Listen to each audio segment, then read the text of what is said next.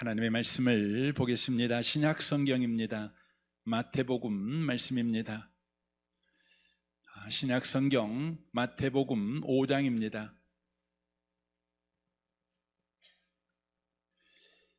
5장 8절 말씀을 보겠습니다. 기록된 말씀을 같은 목소리로 읽겠습니다. 두 번 반복해서 읽으실 때에 하나님의 음성을 듣는 복 있는 시간 되시기를 바랍니다. 읽겠습니다. 마음이 청결한 자는 복이 있나니 그들이 하나님을 볼 것이며, 마음이 청결한 자는 복이 있나니 그들이 하나님을 볼 것이며. 아멘. 아멘. 함께 예배하는 모든 분들 가운데 이 말씀의 축복이 함께 하시기를 주님의 이름으로 축원합니다. 읽은 말씀에 의지해서 하나님을 보는 사람들이라는 제목으로 하나님의 말씀을 전하겠습니다. 오늘 이 본문 말씀을 우리 성경으로 그냥 읽으면 마음이 청결하면 복이 있다는 말씀으로 읽혀집니다.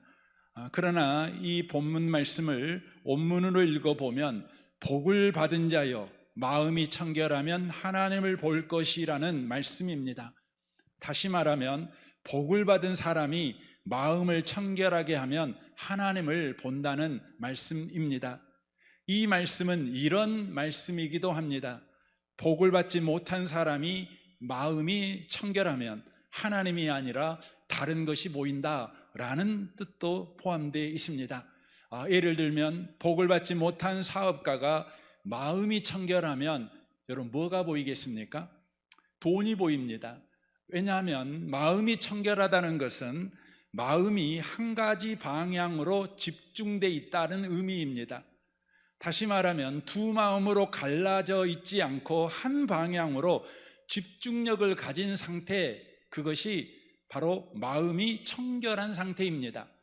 마음이 청결하다는 것은 마음이 깨끗하다, 그런 의미가 아닙니다. 도덕적이고 또 착한 심성을 가지고 있다, 이런 말이 아니라 마음이 바로 집중력을 가진 상태인 것을 의미하고 있습니다.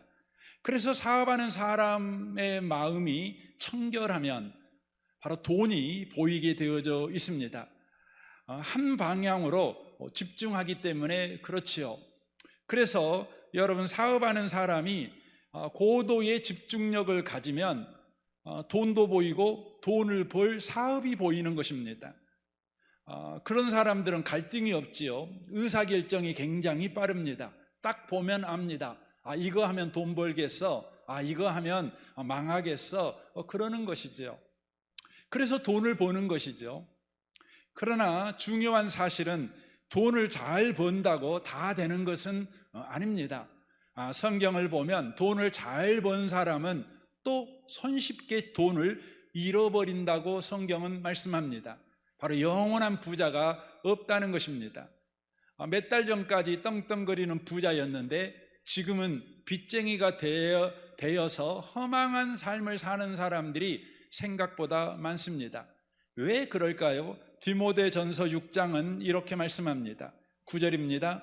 부자가 되려고 애쓰는 사람은 시험에 들고 함정에 빠지게 됩니다. 어리석은 일을 하다가 결국 자신을 망치는 구렁텅이에 떨어지는 것입니다. 돈을 사랑하는 것이 모든 악의 뿌리입니다. 돈을 더 많이 얻으려다가 진실한 마음에서 떠났고 오히려 더 큰 근심과 고통만 당하게 됩니다 라고 말합니다. 복을 받지 못한 사람의 마음이 돈에 집중하면 결국 돈이 그의 주인이 되고 그는 돈의 노예가 된다는 그런 말씀입니다. 그래서 중요한 것은 집중하는 그 자체, 고도의 집중력을 가진 그 자체, 마음이 청결한 것이 먼저 중요한 것이 아닙니다. 복을 받은 자인가 복을 받지 못한 자인가라는 신분이 더 중요한 것입니다. 그래서 복을 받은 자가 마음이 청결할 때에 하나님이 보이는 것입니다. 그럼 누가 복을 받은 사람일까요? 성경은 이 부분에 대해서 흔들림 없이 이렇게 말합니다. 예수 믿은 사람이 바로 복 받은 사람이다, 이렇게 말합니다. 왜 성경은 흔들림 없이 예수 믿는 사람이 복을 받은 사람이라고 말을 할까요? 로마서가 이렇게 말합니다. 8장 28절입니다. 우리가 알거니와 하나님을 사랑하는 자 곧 그의 뜻대로 부르심을 입은 자들에게는 모든 것이 합력하여 선을 이루느니라 라고 말합니다. 예수 믿는다고 해서 항상 부자가 되는 것은 아니지요. 또 항상 건강한 것도 아닙니다. 항상 성공하게 되는 것도 아닙니다. 오히려 예수 믿고 가난해질 수도 있고 또 아플 수도 있고 실패할 수도 있습니다. 하지만 이 모든 상황 속에서 하나님은 우리를 위해서 일하시는 하나님이라는 것입니다. 그래서 결국 선을 이룬다는 것이죠. 하나님의 뜻이 이루어지는 인생, 최종 승리자가 되는 인생을 살아가게 된다, 이렇게 성경은 말씀합니다. 그래서 로마서 8장 37절을 보십시오. 그러나 이 모든 일에 우리를 사랑하신 이로 말미암아 우리가 넉넉히 이기느니라 라고 말합니다. 이 모든 일, 이 모든 상황, 모든 조건, 모든 환경에서 우리와 함께 하시며 우리를 위해서 일하시는 하나님이 계시는 까닭에 바로 우리는 넉넉히 이기는 자가 된다, 이렇게 성경이 말합니다. 그래서 바울 사도는 이런 고백을 하지요. 빌립보서 4장 12절입니다. 나는 배부르거나 굶주리거나 많이 가졌거나 빈손이거나 행복하게 살 수 있는 비결을 찾았습니다. 내가 가진 것이 무엇이든지 내가 어디에 있든지 나를 지금의 나로 만들어주신 분 안에서 나는 모든 것을 해낼 수 있습니다 라고 말합니다. 예수 믿는 사람은 어떤 상황과 어떤 경우에도 예수님 때문에 행복하게 살 수 있다는 것입니다. 훌륭하게 살 수 있다는 것이고 근사하게 인생을 살 수 있다는 것입니다. 여러분, 굉장하지 않습니까? 이게 진짜 복이지요. 이 복을 예수 믿는 사람들이 바로 갖고 있는 복이다, 이렇게 성경은 이야기를 하고 있습니다. 그래서 예수 믿는 사람이 진짜 복받은 사람이다, 이렇게 말하는 것이죠. 그래서 이 복을 받은 사람이 마음이 청결하면 하나님을 본다, 오늘 성경이 그렇게 말씀하고 있습니다. 저는 이 아침에 오신 여러분을 축복합니다. 마음이 청결하셔서 다 하나님을 보는 분들이 되시기를 바랍니다. 그렇다면 여러분, 하나님 본다는 말이 어떤 의미일까요? 요한일서 4장 12절은 이렇게 말합니다. 어느 때나 하나님을 본 사람이 없으되 라고 말합니다. 오늘 본문 말씀과 상충되는 것 같은 성경 말씀이 바로 요한일서 4장 12절입니다. 어느 때나 하나님을 본 사람이 없대요. 이것은 상충되는 말씀이 아니라 요한일서 4장 12절에서 하나님을 본 사람이 없다는 말은, 그것은 우리의 이 육체의 눈으로 하나님을 본 사람은 없다, 이 말입니다. 그러므로 마태복음 오늘 본문 말씀에서 하나님을 본다는 것은 이 육체의 눈으로 하나님을 본다는 의미가 아닙니다. 하나님의 본체를 본다는 의미가 아닙니다. 이것은 하나님의 바로 뜻을 보고 하나님의 인도하심을 보고 하나님이 우리를 위해서 하시는 주님의 손길을 본다라는 의미입니다. 이 의미를 잘 보여주는 성경 이야기가 열왕기하 6장에 기록되어 있습니다. 아람 군대가, 오늘날의 시리아지요, 시리아 군대가 이스라엘을 매번 쳐들어오는데 쳐들어올 때마다 지게 됩니다. 그 이유를 그들은 찾다가 알게 되는데, 바로 이스라엘의 엘리사라는 사람이 바로 아람 군대의 모든 작전을 미리 다 알아버리기 때문에 그런다는 걸 알게 됩니다. 그래서 이스라엘을 굴복시키려면 먼저 엘리사를 죽여야 된다는 것이죠. 그래서 아람 군대가 바로 엘리사가 있는 바로 성읍을 둘러싸게 됩니다. 아침에 일찍 엘리사의 시종이 그것을 보게 됩니다. 그리고 깜짝 놀라서 이렇게 말을 하지요. 열왕기하 6장 15절입니다. 그 시종이 엘리사에게 와서 이 사실을 알리면서 걱정하였다. 큰일 났습니다. 선생님, 어떻게 하면 좋습니까? 엘리사가 말하였다. 두려워하지 말아라. 그들의 편에 있는 사람보다 우리 편에 있는 사람이 더 많다. 그렇게 말한 다음에 엘리사는 기도를 드렸다. 주님, 간구하오니 저 시종의 눈을 열어주셔서 볼 수 있도록 해 주십시오. 그러자 주님께서 그 시종의 눈을 열어주셨다. 그가 바라보니 온 언덕에는 불말과 불수레가 가득하여 엘리사를 두루 에워싸고 있었다라고 말합니다. 그러니까 이 시종의 육신의 눈으로는 안 보였어요. 그가 본 것은 아람 군대를 본 거지요. 상황을 본 것이지요. 그때 엘리사가 그를 위해 기도해 줍니다. 하나님, 이 종이 바로 육신의 눈으로는 보지 못하는 것을 보도록 영안을 열어주십시오. 그래서 보이지 않는 것을 보게 해 주십시오 라고 기도를 할 때에 이 시종의 영안이 열려서 지금까지 보지 못한 것을 바로 보게 되었다, 이렇게 말씀을 하고 있습니다. 사람들은 눈에 보이는 것만 봅니다. 그래서 환경을 보지요, 상황만 보지요. 그래서 마음에 두려움을 갖습니다. 그러나 보이지 않는 것을 보는 사람, 곧 하나님이 우리를 위해서 일하는 사람들은 똑같은 상황인데도 바로 두려움이 아니라 평안을 갖게 되는 것이죠. 우리 하나님은 예수 믿는 모든 사람들이 바로 하나님을 보는 자가 되기를 원하십니다. 보이는 것만 보고 살지 않기를 원하십니다. 그렇다면 여러분, 왜 예수 믿는 사람들이 보이는 것만 보고 보이지 안 하는 것을 보지 못할까요?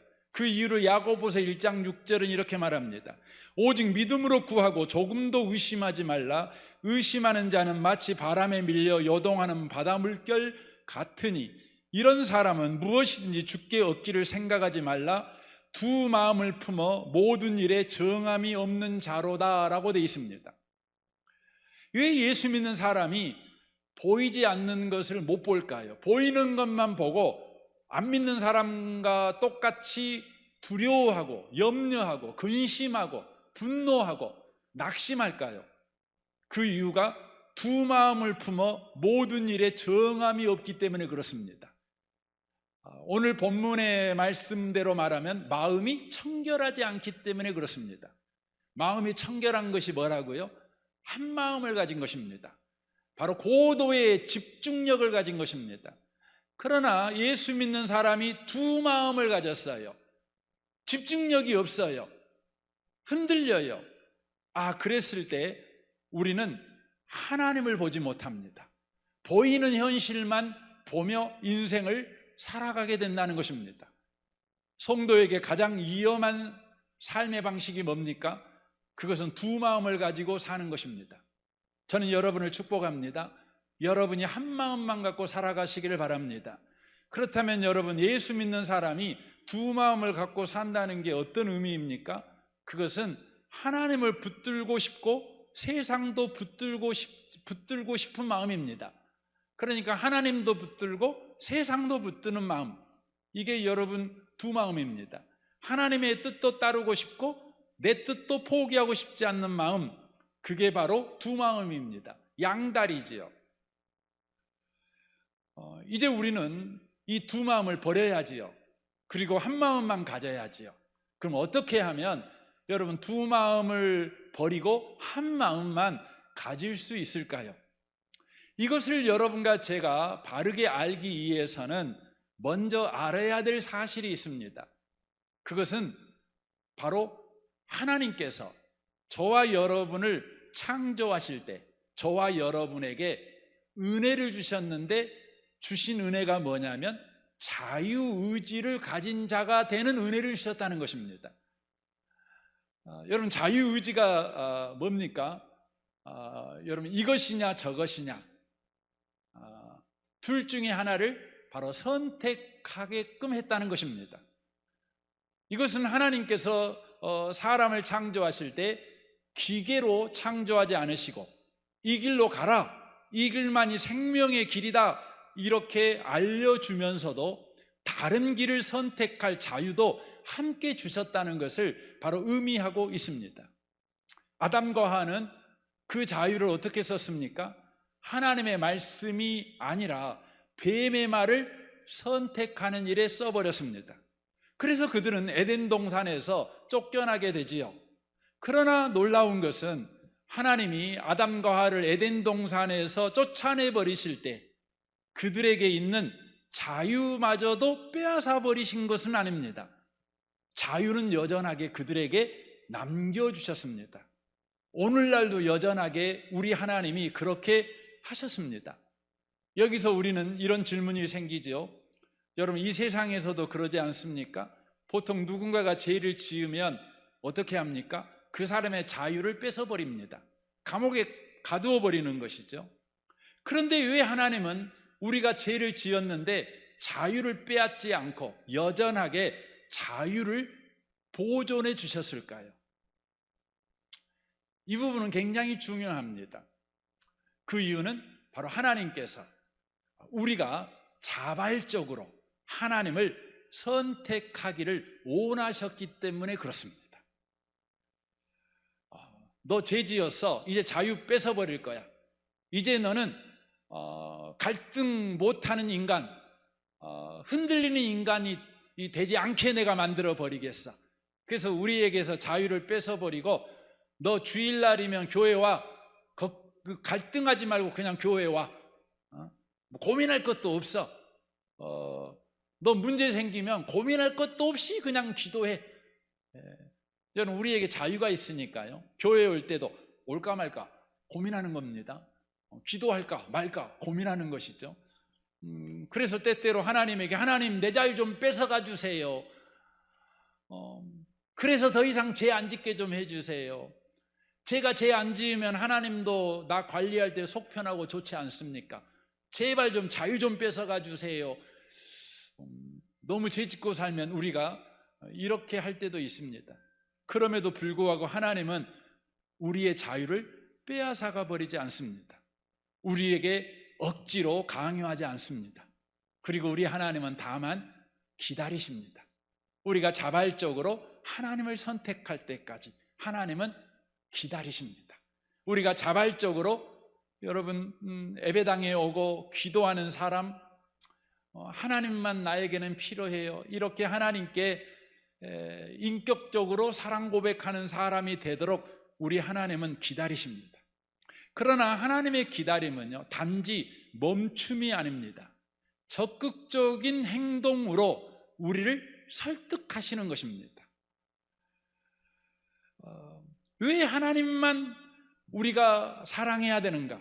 왜 하나님만 내 마음에 두어야 되는가? 이것을 납득시키는 일을 우리 하나님께서 열심히 하십니다. 그게 뭐예요? 하나님의 기다림이십니다. 그래서 사실 구약, 곧 이스라엘의 역사가 기록되어 있는 이 구약 성경은 왜 하나님만을 선택하고 그 하나님께 집중해야 되는가를 납득시키는 바로 하나님의 일하심, 하나님 이야기다, 이렇게 말씀드릴 수 있어요. 여러분 구약 성경의 이스라엘 역사는 크게 보면은요, 여러분 세 역사입니다. 광야 시대, 사사 시대, 왕정 시대, 이렇게 됩니다. 근데 이 광야 시대, 사사 시대, 이 왕정 시대가 왜 하나님만을 우리가 붙잡아야 되는가를 이스라엘 민족에게, 그리고 성경을 보는 저와 여러분에게 납득시키시는 하나님의 일하심이라고 하는 것입니다. 첫 번째로 광야 시대입니다. 여러분 광야 시대는 이스라엘이 애굽에서 나와서 가나안에 가기 전 40년 동안 바로 사는 시대이지요. 그래서 여러분 광야는 사막입니다. 광야는 그래서 겉보기에는 고통스러운 땅입니다. 그러나 실제 이 광야는 하나님이 모든 것을 공급해 주신 땅입니다. 하나님은 그들에게 매일 만나를 내려주셔서 먹이셨습니다. 반석에서 물이 나게 하셔서 생수를 마시게 하셨습니다. 옷과 신발이 떨어지지 않게 하셔서 그들의 옷을 입혀주셨습니다. 사막은 낮에는 덥고 밤에는 춥습니다. 그래서 우리 하나님께서 구름 기둥과 불 기둥으로 완벽한 냉난방 시스템을 제공해 주셨습니다. 그리고 외부의 적으로부터 보호해 주셨습니다. 이것들은 모두 다 뭡니까? 생존에 필요한 모든 것을 전적으로 우리 하나님께서 공급해 주셨다는 것을 의미하는 것입니다. 그러므로 이스라엘 민족은 광야 생활을 할 때 생존에 필요한 것을 우리 하나님이 완벽하게 공급해 줬기 때문에 그것에 대해서 더 이상 구할 필요가 없었습니다. 그럼에도 불구하고요, 그들은 원망했습니다. 그럼에도 불구하고 그들은 불평했습니다. 우리 하나님께서요, 왜 광야 생활에서 그들에게 이렇게 생존에 필요한 것을 다 공급해 주셨는가? 그 목적을 이렇게 말합니다. 신명기 8장 3절입니다. 사람이 떡으로만 사는 것이 아니요 여호와의 입에서 나오는 모든 말씀으로 사는 줄 네가 알게 하려 하심이니라 라고 말하고 있습니다. 무슨 말입니까? 좀 전에 말씀드렸던 것 같이 광야에서 하나님은 이스라엘 민족에게 생존에 필요한 모든 것을 공급했습니다. 그러나 이스라엘 민족들은 원망했습니다. 불평했습니다. 생존만 해결되어지면 우리는 감사할 거라고 생각했는데 원망했습니다. 불평했습니다. 이것을 통해 이스라엘 민족에게 가르쳐주는 겁니다. 너희들은 떡만 먹으면, 너희들은 생존의 문제만 해결되면 만족하는 짐승 같은 저급한 존재가 아니야. 너희들은 하나님과 바른 관계를 회복하기 전까지는 절대 원망을 안 멈춰. 아무리 먹을 거, 마실 거, 좋은 옷, 또 좋은 집에 살다고 하더라도 너희들은 불평을 계속하는 바로 고급한 존재야. 이것을 가르쳐주는 것입니다. 이게 광야 시대입니다. 여러분, 우리 민족은 그렇지요. 70년대와 80년대를 지나면서 생존에 필요한 모든 것을 구비하는, 이제 생존 때문에 더 이상 염려할 필요가 없는 복을 우리 민족이 여러분 받았습니다. 그렇지요. 그런데 여러분은 요즘 만족하고 사십니까? 그렇지 않지요. 여러분, 여전히 여러분에게 불평이 있을 겁니다. 여전히 여러분 마음에 갈등이 있을 것입니다. 원망도 있을 것입니다. 왜 그럽니까? 그 이유는 여러분이요, 바로 생존만 해결되면 만족하는 짐승 같은 저급한 존재가 아니라 하나님을 만나야만 만족하는 바로 고급한 존재이기 때문에 그런 것입니다. 이것을 바로 이 광야 시대 때 이스라엘 민족을 통해서 바로 우리에게 가르쳐주는 것입니다. 두 번째, 사사시대입니다. 사사시대는 광야 이후 이스라엘이 가나안 땅에 정착하여 살게 된 400년을 바로 말하는 것입니다. 그 400년 기간 동안 우리 하나님은 이스라엘 민족에게 정치적 자유를 주셨고, 경제적 자유를 주셨고, 종교의 자유를 주셨고, 이동의 자유를 주셨고, 주거의 자유를 주셨고, 표현의 자유를 주셨습니다. 하나님은 사람이 사람답게 살아가는 데 필요한 모든 자유를 바로 허락해 주신 것입니다. 하지만 인간은 그 자유의 시대, 그 자유를 가지고 인간답게 살았는가? 인간을 존엄하게 만드는 일에 그 자유를 썼는가? 그렇지 않습니다. 사사시대를 기록한 사사기에 보면 이 이야기가 계속 반복됩니다. 그때에는 이스라엘의 왕이 없으므로 하나님이 각기 자기 소견에 옳은 대로 행하였더라라고 말하고 있습니다. 자유를 얻은 인간은 그 자유로 존엄하게 살지 않았습니다. 반대로 방탕하게 인생을 살았습니다. 자유를 가지고 강자는 약자를 억압했고, 영적 혼란에 빠졌고, 도덕적 타락과 온갖 향락에 빠져버렸습니다. 오늘날 대한민국도 마찬가지죠. 90년대, 2000년대를 들어와서 우리 한국인들에게는 바로 모든 자유가 보장된 바로 시대를 바로 살게 되었습니다. 여러분과 저는 완전한 민주화를 통해서 자유를 완전하게 얻게 되었죠. 그러나 한국인들은 이 자유를 가지고 존엄한 인간이 되었습니까? 사회가 더욱 평화로운, 서로가 서로를 존중하는 세상이 되었습니까? 그렇지 않습니다. 인간들은 이 모든 자유를 가지고 이기심을 가진 인간이 되었고 더 쾌락과 향락을 추구하는 인간이 되어버렸습니다.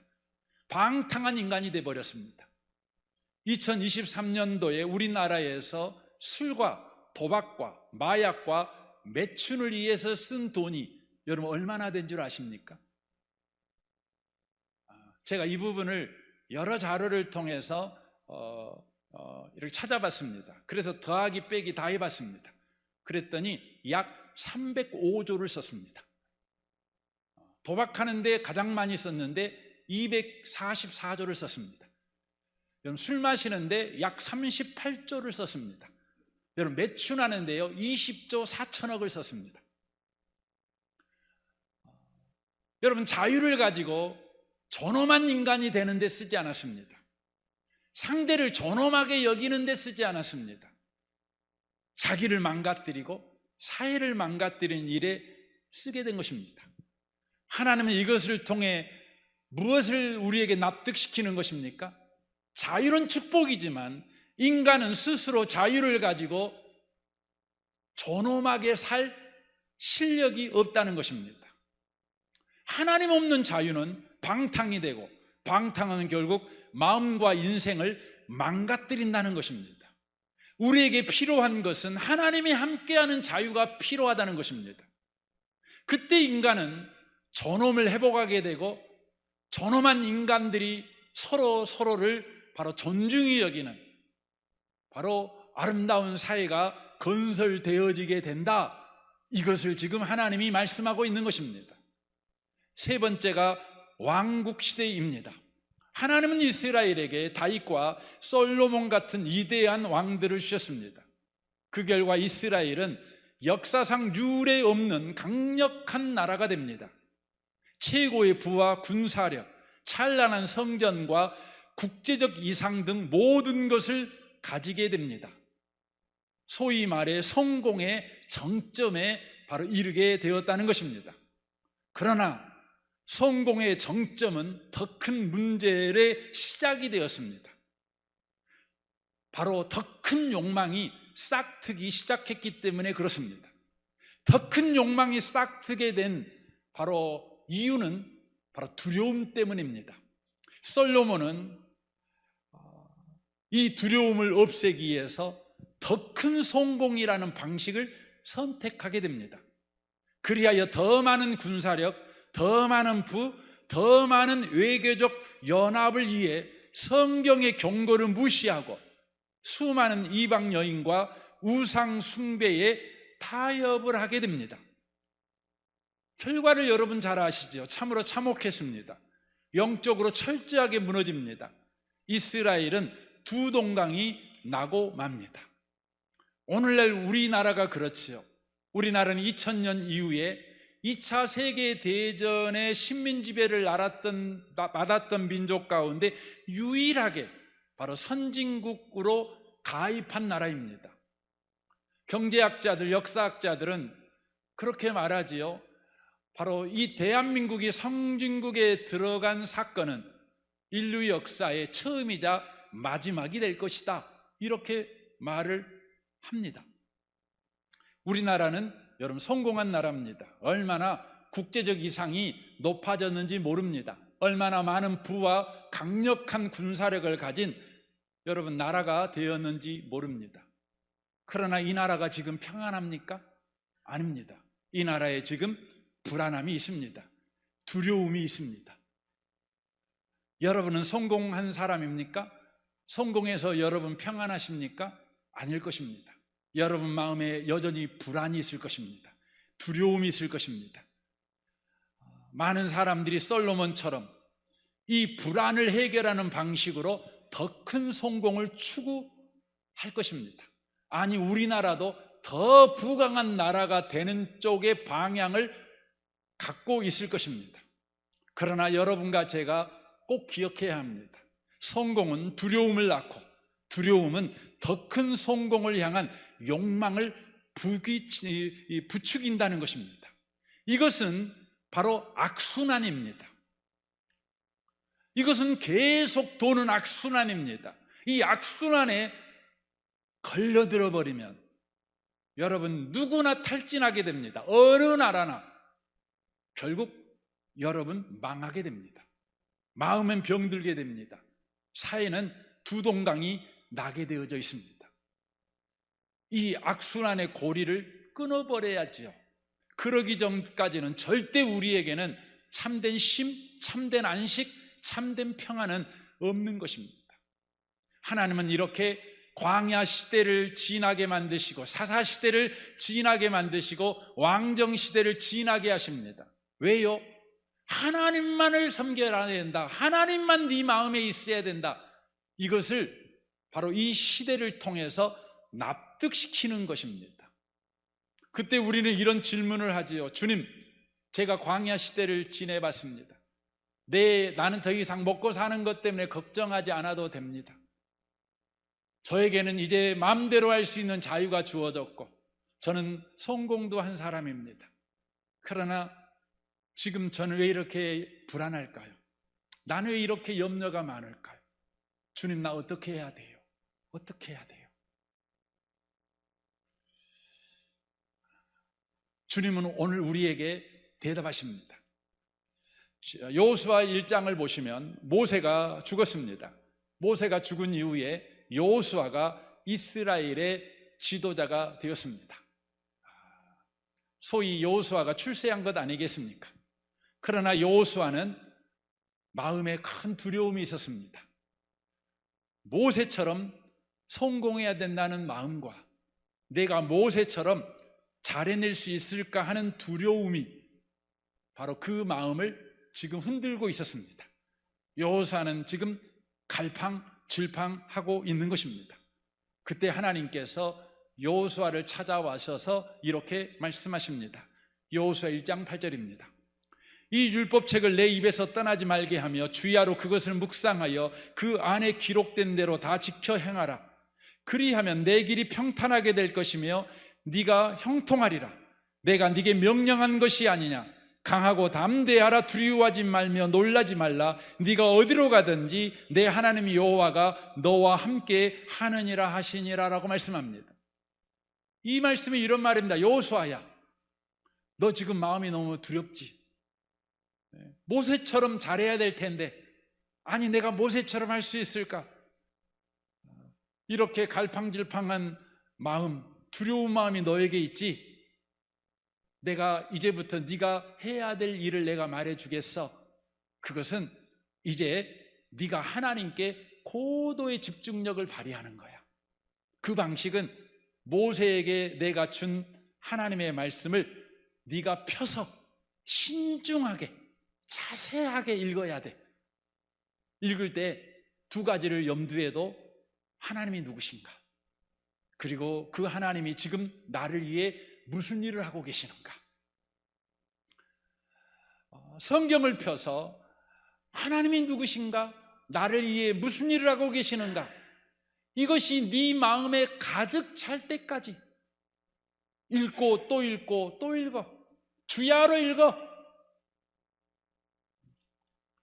그리고 네 마음에 하나님이 누구신가? 그리고 그 하나님이 지금 무슨 일 하고 있는가가 네 마음을 사로잡을 때 그때 일어나. 그리고 네가 가고 싶은데 어디든지 가. 그러면 너는 거기서 성경에서 본 그 하나님이 너를 위해서 무슨 일을 하고 계시는가? 성경에서 봤던 그 하나님을 너는 그 현장에서 보게 될 거야. 상황보다 크시고 상황을 붙잡고 일하시는 그 하나님을 네가 보게 될 거야. 이렇게 지금 말씀하고 있는 것입니다. 다윗은 이것을 경험한 사람입니다. 다윗은 산전수전 다 겪은 파란만장한 인생을 산 사람입니다. 머리부터 발끝까지 인생이 남긴 상처가 가득한 사람이 바로 다윗입니다. 다윗은 참으로 상처 많은 인생, 고단한 인생을 산 사람입니다. 그런데 놀랍도록 다윗은 고단한 인생을 살았는데 그 인생은요 고급한 인생이었습니다. 그래서 다윗이요, 내가 고단한 인생을 살았지만 그 인생이 나를 고급한 인생을 만들어 버린 비밀을 내가 말해줄게, 한번 들어봐 하고 우리에게 쓴 편지가 있는데 그것이 바로 시편 1편입니다. 시편 1편이 이렇게 나오지요. 복 있는 사람은 오직 여호와의 율법을 즐거워하여 그 율법을 주야로 묵상하는도다. 그는 시냇가에 심은 나무가 철을 따라 열매를 맺으며 그 잎사귀가 마르지 아니함 같으니 그가 하는 모든 일이 다 형통하리로다. 악인은 그렇지 않으며 오직 바람에 나는 겨와 같도다라고 말합니다. 고단한 인생을 사는 다윗이 고급한 인생이 된 그 비밀을 말합니다. 뭐라고 말합니까? 고단한 인생을 살 때마다 성경을 폈다는 것이죠. 성경을 펴서 그 성경 속에서 하나님이 누구시고 하나님이 지금 나를 위해 무슨 일을 하시는가, 이것을 찾아서 읽는 것입니다. 그리고는 그것이 자기 마음을 사로잡을 때까지 주야로 그 말씀을 읽는 것입니다. 계속 읽는 것입니다. 그때 그 마음이, 그것이 자기 마음을 사로잡게 될 때 광풍이 부는 상황에서도 날아다니는 겨신새가 되지 않고 도리어 더 깊은 뿌리를 내리며 더 풍성한 열매를 맺는 시냇가에 심은 나무가 되는 것을 경험했다는 것입니다. 사랑하는 성도 여러분, 어떻게 한 마음을 가질 수 있습니까? 성경을 펴셔야 됩니다. 그리고 성경을 읽으셔야 됩니다. 성경을 읽을 때 여러분 그냥 나 성경 많이 읽었어, 나 성경 일독했어, 그거 여러분 귀합니다. 그럼에도 불구하고 성경을 읽을 때 여러분과 제가요, 하나님이 누구신가, 지금 하나님이 무슨 일 하고 계시는가, 그걸 찾아서 빨간 줄을 그어가면서, 그리고 그 말씀이 내 마음을 사로잡을 때까지 반복하고 계속하고 성경을 읽는 것입니다. 바울은 단순한 문장으로 이것을 이렇게 정리합니다. 디모데후서 3장 17절입니다.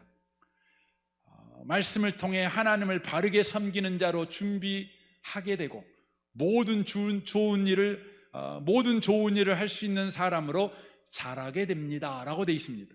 말씀을 통해 하나님을 바르게 섬기는 자로 준비됩니다. 말씀을 통해서 저는 여러분을 축복합니다. 성경을 펴시길 바랍니다.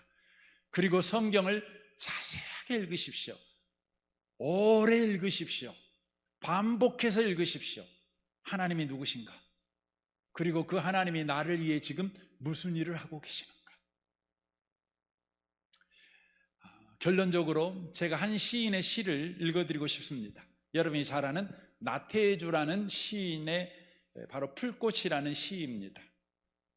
자세히 보아야 예쁘다, 오래 보아야 사랑스럽다, 너도 그렇다. 제가 이 시가 생각이 났어요. 그래서 그 뒤에다 제가 그렇게 썼어요. 성경도 그렇다.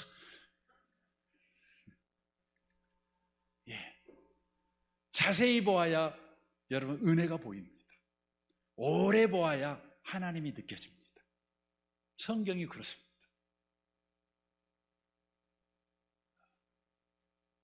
마음이 청결한 자 어떻게 됩니까? 성경 봐야 됩니다. 여러분과 저는 예수 믿는 사람이니 마음이 청결할 때 하나님이 보이게 될 것입니다. 안 보이던 것이 보입니다. 이 은혜가 저와 여러분에게 항상 있는 은혜가 되시기를, 매일 있는 은혜가 되시기를 주님의 이름으로 축원합니다. 아멘. 우리 같이 이 시간 기도하기를 원합니다.